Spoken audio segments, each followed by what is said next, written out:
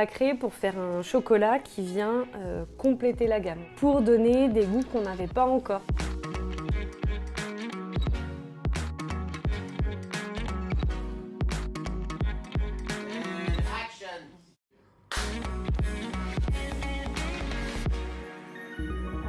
Mon boulot, ça consiste à décrire les chocolats avec les 5 sens. Le cacao, quand on le reçoit, on en fait un chocolat et puis on le déguste pour pouvoir déterminer son goût. À la suite de ces dégustations, on est capable d'avoir un profil, on appelle ça un profil aromatique ou un profil organoleptique de chacun des lots de cacao. C'est là qu'on choisit de faire ou un pur origine ou un chocolat d'assemblage. Là, j'ai 2 chocolats pur origine.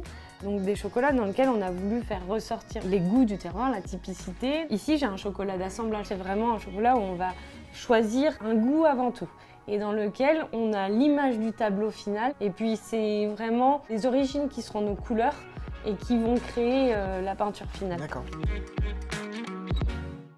Et il y a une complicité, il y a un équilibre aussi qui est très, franchement, qui est vraiment agréable. C'est un chocolat que je pense que la majorité des gens vont apprécier. Il est long en bouche, il est très agréable. Komuntu, c'est un chocolat qui rassemble toutes nos origines.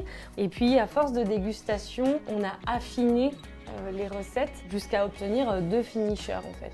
Et puis, celui qui a gagné, c'est Komuntu. On n'a pas l'impression en effet de déguster forcément un chocolat qui est un haut pourcentage. Oui. Je trouve justement que c'est peut-être ce qui manquait dans la gamme de Valrhona. Moi, je le vois un peu comme un futur classique de la gamme. Le fait de savoir qu'en plus les bénéfices vont être reversés aux producteurs, c'est leur rendre petit hommage, quoi. C'est important. De base, il se compose d'un petit streusel au cacao, à la fleur de sel. Dessus, on a fait une petite gelée de chocolat. On a fait un confit d'ail noir au vieux vinaigre balsamique noir. Par-dessus, des petites tuiles au grès de cacao, notre crémeux donc au Komuntu. Et par la suite, j'ai fait une glace au grès de cacao.